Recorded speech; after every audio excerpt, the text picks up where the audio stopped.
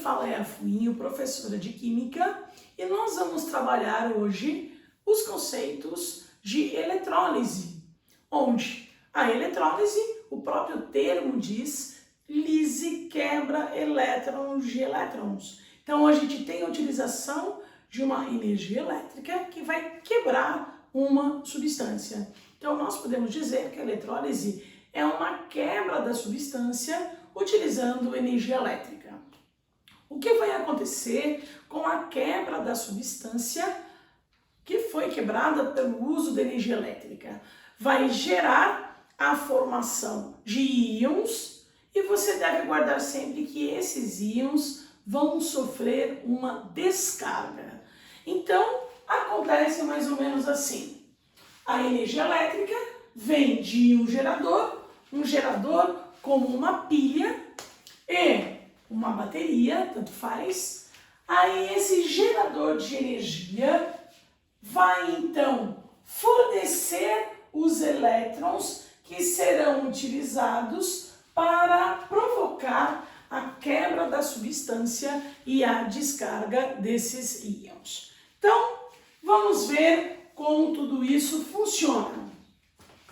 No gerador, nós temos então o polo negativo, que vai fornecer elétrons. Então, esses elétrons vão sair do polo negativo do gerador e, ao sair do polo negativo do gerador, ele vai ser então encaminhado para o eletrodo que está acoplado nesse receptor de energia que é o processo eletrolítico. O polo positivo do gerador, então os elétrons precisam retornar. É o lugar que chegam os elétrons. Então nós temos os dois eletrodos, polo negativo. Os elétrons então aqui na eletrólise, eles estão chegando. Então essa placa, esse eletrodo vai ficar cheio de elétrons, que são partículas negativas, chegando a esse eletrodo, e esse eletrodo que está cheio de elétrons está mergulhado numa solução contendo íons. Vocês sabem muito bem que íons são partículas com cargas. Se tiver carga positiva, eu chamo de cátion, se tiver carga negativa, eu chamo de ânion. Agora você imagine esse eletrodo com vários elétrons que estão chegando, então você vai ter um acúmulo de cargas negativas e esse eletrodo negativo, cheio de carguinhas negativas, mergulhado num lugar, numa solução ou numa substância que talvez esteja no estado líquido ou dissolvida em água, mas enfim, aquele meio está cheio de íons, de cargas. Então, os cátions, que são positivos, tendo esse eletrodo negativo cheio de elétrons, falam, nossa, que delícia! Eu adoro carga negativa. O cátion, ele é positivo. Então, os cátions vão migrar ao polo negativo, que está cheio de elétrons, e ao migrarem para o polo negativo, esses cátions vão receber esses elétrons, e ao receber elétrons, eles vão sofrer a redução e isso ocorre no cátodo. Então, no polo negativo da eletrólise, o que ocorre? A redução dos cátions. No polo negativo, nós temos a redução dos cátions. E se tem a redução, nós chamamos de cátodo. Então, é muito comum a gente falar no polo negativo, vai ter o quê? O cátodo. O cátodo cata os cátions, vai pegando, atraindo esses cátions, e esses cátions vão recebendo elétrons, sofrendo o processo de redução. Se aqui ocorre o processo de redução, os elétrons precisam retornar lá para o gerador. Então, preciso de alguém com elétrons disponíveis para devolver esses elétrons ao gerador. Então, no polo positivo, quem tem elétrons disponíveis são Os ânions, que são os íons negativos, vão dar os elétrons lá para o gerador. Se eles vão dar os elétrons, vão sofrer a oxidação, e a oxidação é chamada de ânodo. Então aqui nós temos o resuminho. Polo negativo da eletrólise, cátion, que eu vou encontrar os cátions sofrendo redução, e aí então eu chamo de cátodo. No polo positivo vai ter a migração dos ânions, os íons negativos, que vão doar esses elétrons, sofrendo a oxidação, e aí então é chamado de ânodo. Muito bem, agora esse processo ele pode ocorrer de duas formas diferentes. Eu posso ter uma eletrólise que ela é chamada de eletrólise ígnea. E o que é eletrólise ígnea? Eu vou utilizar o composto puro, sozinho. Então ele é feito com compostos iônicos, então eu já tenho os íons dentro do composto, como por exemplo o sal de cozinha, só que esses íons, se ele é um composto iônico a temperatura ambiente, eles estão presos. Então o que precisa ser feito? Aquecer esse composto iônico, que está puro, repito, até ele fundir. Aí ele passa para o estado líquido, esses íons são liberados, ficam livres, e aí o processo pode ocorrer a indução do cátion ali e a oxidação do ânion, certo? Então, quando nós temos a eletrólise ígnea, o composto está puro e fundido. Então, eu só tenho os íons do composto, mais nada. Por exemplo, um composto genérico aqui, XY, no estado sólido, aquecemos até fundir, aí então tem os íons liberados, X mais, Y menos. Então, se eu tenho aqui a eletrólise ígnea daquele composto XY, aqui eu teria os cátions X mais encaminhando, migrando para esse polo negativo, e os íons Y menos caminhando, migrando para o polo positivo. Ok? E o que vai ocorrer?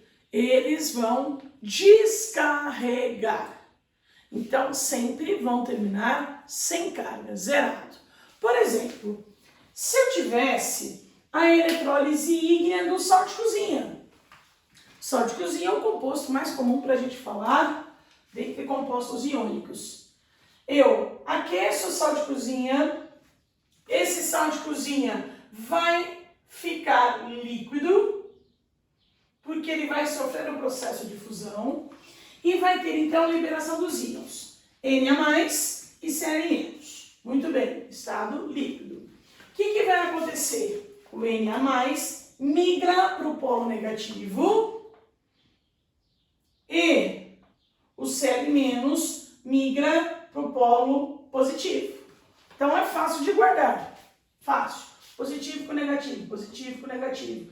Polo negativo atrai as cargas positivas e vice-versa. E qual outra coisa que eu falei? Vai ocorrer uma descarga desses íons. Então eu vou terminar o processo sem carga. Se eu tenho um cátion, ele dá positivo, ele vai receber elétrons, e ao receber elétrons, ele vai se transformar em metal, 0, 0, 0, sem carga. Então, a eletrólise ígnea do sal de cozinha, lá no polo negativo, aqui, a gente vai ter a formação de sódio metálico. Então, por exemplo, esse eletrodo, depois de um certo tempo, vai ter um acúmulo de metal sódio, se fosse a eletrólise do sal de cozinha. Então, vai ficar aqui acumulado, formando uma plaquinha em volta deste eletrodo. É assim que se faz, por exemplo, o recobrimento metálico, certo? Você faz uma eletrólise e a partir daí esse eletrodo, esse material começa a ficar recoberto por metal. Já no polo positivo, a gente vai ter a migração das cargas negativas, no caso ali o ânion Cl-, que vai descarregar. Descarregar é terminar sem carga. E se ele vai terminar sem carga, esse ânion Cl-, cloreto, dá esse elétron, joga fora, eu não quero mais o elétron, e aí ele fica zerado. Só que você deve sempre pensar que O que vai ser formado vai ser uma substância, e a substância cloro não é representada apenas por Cl, mas por Cl2, que é então aquele gás cloro altamente tóxico. Então, se de um lado eu tenho a formação de sódio metálico, do outro lado, trocando aqui, se for sódio, e ali Cl- vai ter a formação de gás cloro. Então, o que deve acontecer? Se gás cloro é representado pela fórmula Cl2, eu preciso acertar quantidades, eu preciso fazer balanceamento. O balanceamento eu posso fazer de duas maneiras diferentes. Ou eu coloco 2 aqui na frente, aí eu dobro os elétrons. Se eu não quiser, coloque meio na frente do Cl2. Se colocar 2 aqui, aí eu tenho que fazer a global. Para fazer a global, eu preciso acertar os elétrons. Se eu deixar com 2 cloretos, eu vou ter 2 elétrons e lá eu tenho 1. Então, eu tenho que dobrar essa semi-reação do polo negativo. Se você fizer a opção de não colocar 2, você coloca meio aqui, colocou meio, aí você tem a mesma quantidade de elétrons, 1 e 1, não precisa mexer na equação do polo negativo. Enfim, deixando aqui 1 e 1, quantidades iguais, a global então fica Na+, mais Cl-, que são os íons que a gente tem, formando Na0, que é o metal sódio e meio mol de gás cloro. Então perceba que eu estou falando até, olha, íons que eu tenho metal sódio, gás cloro, mas eu deixei até para colocar em estados físicos depois para não ficar focando nisso, pensando só em estado físico. Então, primeiro fazemos as reações de descarga de íons. Vamos descarregar, formar substâncias neutras. Bom, após feito isso, você pode muito bem e deve denominar aonde eu tenho cátion, ele recebeu elétrons, se recebeu, reduziu, se sofreu uma redução, eu chamo de cátodo. Aonde eu tenho o ânion, Cl-, ele perdeu elétrons, se ele perdeu, quem perde oxida, se oxida, ele é chamado de ânodo. Então, nós temos as semi-reações e a reação global do processo da eletrólise do sal de cozinha quando ele está puro, portanto, uma eletrólise ígnea. Mas, todos sabem que pegar, por exemplo, o sal de cozinha nosso e precisar aquecer este composto iônico para que ele se funda, essa temperatura vai ter que ser bem alta. Então, a eletrólise ígnea, ela sempre ocorre em altas temperaturas. Agora, não tem como liberar esses íons sem precisar de um aquecimento tão forte, tão forte? Sim. O que a gente vai fazer? No lugar de aquecer, pega esse sal de cozinha e coloca em água. Se fizer isso, a eletrólise passa a ser chamada de eletrólise aquosa, onde agora eu tenho o composto dissolvido em água.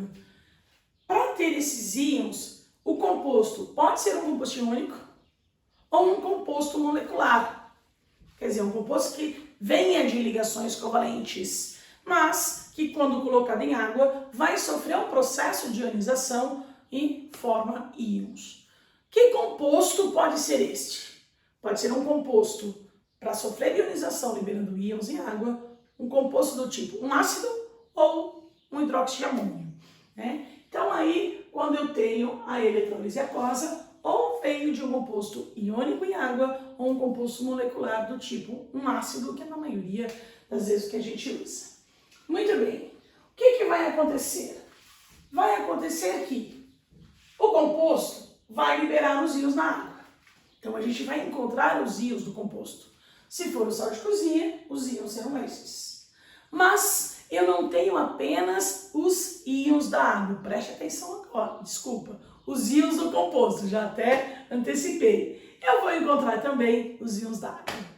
Porque a água também pode sofrer um processo de ionização, liberando os íons H+ e OH-. Então, isso vai gerar uma competição entre os íons do composto e os íons da água. Então, nós vamos ter nos polos, por exemplo, aqui, ó, no polo negativo, o íon do composto e o íon da água, que seria o H+. E no polo positivo, o íon do composto, que seria o Y- e as hidroxilas da água. Então, a gente não tem logo de cara a certeza de quem irá oxidar, quem irá reduzir. Nós tínhamos aqui a eletrólise ígnea do sal de cozinha e agora nós vamos colocar o composto dissolvido na água. E a questão é, se a água sofrer o processo de descarga dos seus íons, o que vai acontecer? Bom, vem aqui comigo. A água poderá sofrer a redução. Se ela sofrer redução, a água vai receber elétrons e ao receber elétrons, vai ter a formação de gás hidrogênio e liberação de hidroxilas. Mas por que sofre redução? Como que forma o H2? Essa é a semi-reação mais completa, mas de uma maneira mais simples. E muitas vezes a gente usa o processo mais simples, tá? Dentro da água, eu tenho o H+ e o OH-. Então, quem tem atração pelos elétrons que vai querer receber os elétrons? As cargas positivas. Então, eu tenho aqui, ó, os íons H+ vão receber elétrons e vão formar o H2. Olha o H2 aqui, ó. Então, essa formação de hidrogênio ocorre porque os íons H+ que estão dentro da água, então dentro de duas águas eu tenho dois íons H+, que vão receber dois elétrons e vão formar H2. Então isso daqui vai formar o H2. E as hidroxilas não irão sofrer a redução, não ficaria sobrando. Então eu posso fazer a equação completa mostrando a água ou a simplificada, aí você tem que adequar de acordo com as questões. Então, simplificada 2H+, recebendo dois elétrons, formando H2, hidroxila sobrou. E na oxidação da água, se a água oxidar, vai então liberar os íons H+, e forma O2, meio de O2 mais dois elétrons. Muito bem. Como assim? O que a gente pode dizer dessa reação de oxidação? Para cada água, tendo aqui a liberação de H+ e OH-, o que a gente pode mostrar? Quem que vai doar os elétrons? As hidroxilas. Se eu pegar hidroxilas e elas perderem elétrons, isso aqui vai formar água e sobra O2. Então, para fazer um acerto de quantidades aqui, dois grupos OH-. Então, a maneira simplificada é duas hidroxilas formando uma água, meio mol de oxigênio liberando esses dois elétrons. Muito bem.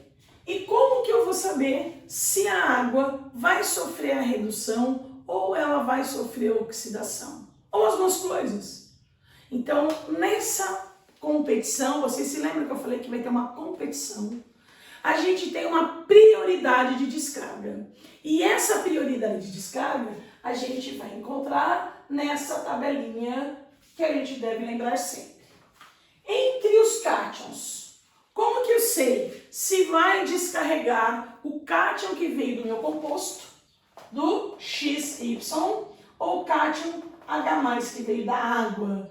Será que eu uso esse X+, ou H+? Então, você vai olhar no cátion do composto, o X.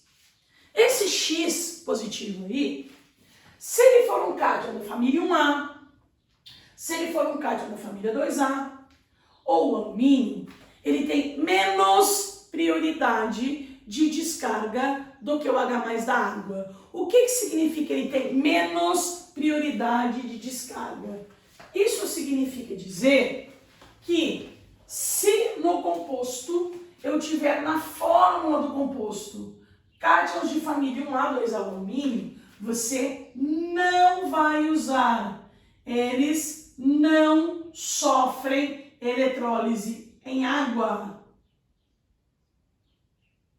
Eles vão ficar apenas observando, olhando, mas não vão sofrer a eletrólise, não vão descarregar.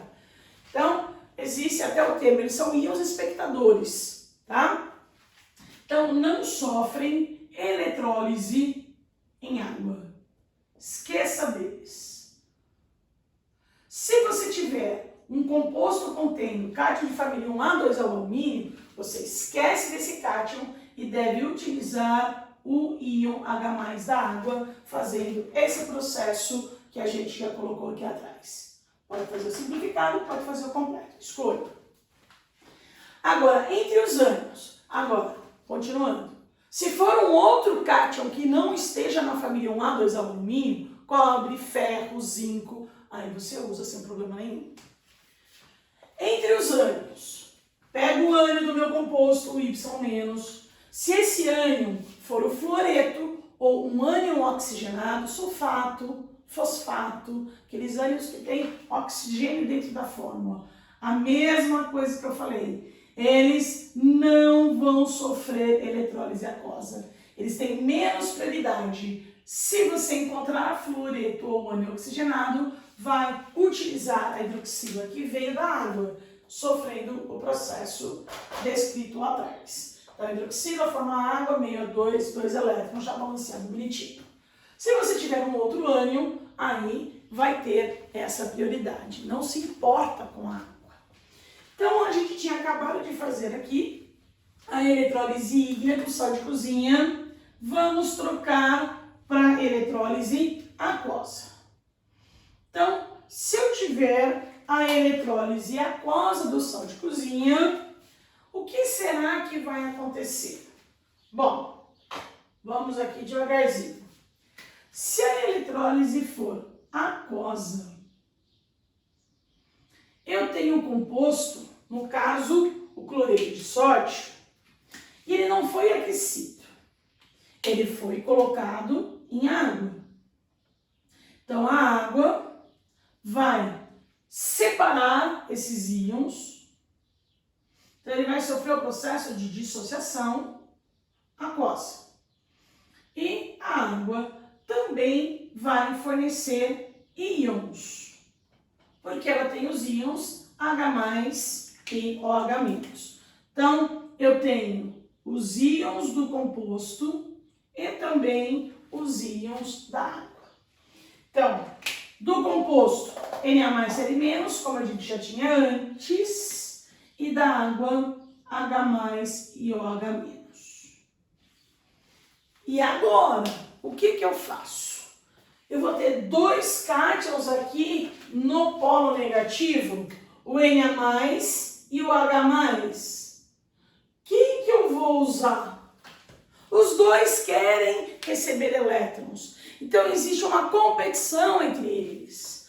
E, entre eles, a competição Na+ é um cátion de família 1A. O H+ vem depois dele. Então, entre família 1A e o hidrogênio, a prioridade do hidrogênio é maior, porque a prioridade está aumentando para a direita.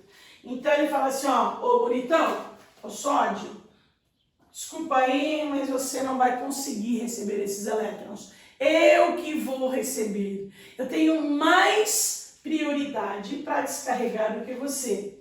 Então, quem que eu uso na semi-reação? Qual dos dois que ganha? Ganha o H+, é ele que eu vou utilizar. Então, naquele processo, sai o sódio. Vou tirar. Sódio perdeu. Saiu. Perdeu a luta. Então, o H+ vai receber elétrons. Se quiser fazer simplificado, pode fazer de boa. H+ mais um elétron, zerou. Lembra que eu falo, a eletrólise vai pegar o íon e vai descarregar. Então, tem que eliminar sempre zerado. Zerou, formou hidrogênio. Só que hidrogênio é uma substância. E a substância hidrogênio é representada por H2, que é um gás. Ah, não deu certo ali a quantidade. Tudo bem, faça balanceamento. Balanceamento sempre faça depois. Não vem com o negócio já decorar, tem que ser sempre 2H+, aqui não. Você que vai fazer o balanceamento, acertar quantidades, se você usar 2 aqui, 2 elétrons e 2 hidrogênios, se for interessante isso, você vai ter 2 elétrons, quando você tiver a outra semi-reação, você dá uma olhadinha se é adequado, como que você faz o balanceamento, já vai ajeitando para a global ficar mais tranquila, ficar mais fácil para você fazer. Continuando aqui, a mesma coisa a gente deve fazer no polo positivo. No polo positivo, eu tenho Cl-, mas eu tenho OH-, que vai lá também falar, também quero dar. Cl-, quer dar elétrons, e o OH- também. Fala, opa, 2 não tá certo. Um só. Qual vai conseguir? Prioridade entre ânions. Eu tenho Cl- e OH-. OH- está aqui, ó, no meio. Quem que é mais fraco do que o OH-? Fluoreto, Cl- não é fluoreto. E oxigenado, Cl- não tem oxigênio. Então, o Cl- é um outro ânion diferente de fluoreto, diferente de ânion oxigenado. Então, eu falo, ó, eu mando água. Quem vai ganhar aqui sou eu. Então, a eletrólise no polo positivo do sal de cozinha dissolvido em água vai continuar formando o cloro gasoso. Aqui não modifica a semi-reação que ocorre no polo positivo. Só vai modificar o que está sendo formado no polo negativo, que antes formava o sódio, está aqui na minha lousa ainda, de propósito, o sódio que descarregava, formando o sódio metálico, e agora não mais, forma hidrogênio. Então agora eu pego as duas semi-reações, vou somá-las, e ao somar as duas semi-reações, vocês se lembram que eu falei, deixa o balanceamento para depois? Porque na hora de fazer a global, você vai adequando, fazendo esse balanceamento da melhor maneira possível. Se por acaso você escolheu aqui colocar 2H+, você vai ter 2 elétrons. Se por acaso, ó, eu aproveitei a minha lousa, estava meio Cl2, eu fico com um elétron só, não fica igual. Então, aqui eu teria que deixar um H+, um elétron e meio H2, uma possibilidade, não é a única. Ou senão eu vou ter que modificar aqui embaixo, ó. E é o que eu vou fazer para ficar um pouquinho diferente da anterior. Então, o Cl- dá elétron e forma Cl2. Balanceando 2 cloros, vou colocar 2 aqui, 2 elétrons, aí eu igualo os elétrons do polo negativo com o polo positivo. Igualei, cancelo os elétrons e tenho aqui a equação global, que é a seguinte: 2H+, mais 2 Cl-, formando H2 mais Cl2. Eu sei que esses íons estão em água, dissolvidos em água, e aquelas substâncias formadas são o hidrogênio é um gás, temperatura ambiente, e o cloro também é. Então, na eletrólise do sal de cozinha, você tem ele no estado sólido, puro. Eletrólise ígnea, a produção de sódio metálico e de gás cloro. Agora, a eletrólise aquosa do sal de cozinha, você tem a formação de hidrogênio gasoso. Esse hidrogênio é formado no polo negativo, então aqui borbulha, sai gás hidrogênio, formação de cloro, e ainda, atenção, vocês se lembram que os íons sobraram Na+ e OH-. Então, esses íons Na+ e OH- ficam em solução, portanto, a solução que sobrou contém Na+OH-, portanto é uma solução básica. Se você tiver gotinhas de fenolftaleína e pingar, ela vai ficar cor-de-rosa. E essa é a eletrólise mais usada, mais falada de todas. Eletrólise aquosa do sal de cozinha. Ela é muito importante. Para vocês terem uma ideia, quase que 50% da energia elétrica utilizada no país é feita nessa eletrólise, é utilizada nessa eletrólise aquosa do sal de cozinha. Por quê? Porque a partir dessa eletrólise a gente vai ter a formação de cloro. Cloro é matéria-prima para muita coisa, no mínimo para fazer tratamento de água. A gente precisa de cloro, que é produzido a partir do sal de cozinha. E sobra em solução NaOH. NaOH é soda cáustica, utilizada em diversas indústrias, por exemplo, na indústria de sabão, na indústria de papel. Então é o polo eletroquímico, conhecido como polo eletroquímico de soda-cloro. Você vai produzir soda cáustica e cloro como matéria-prima para diversas outras indústrias. Essa é a mais importante eletrólise de todas que a gente tem. É lógico que se eu trocar aqui o meu composto, eu tenho obtenção de vários outros componentes, outros compostos químicos. Mas essa é para guardar com amor e carinho. Ok? Então, hoje nós fizemos um geral de eletrólise, comparando a eletrólise ígnea e a aquosa.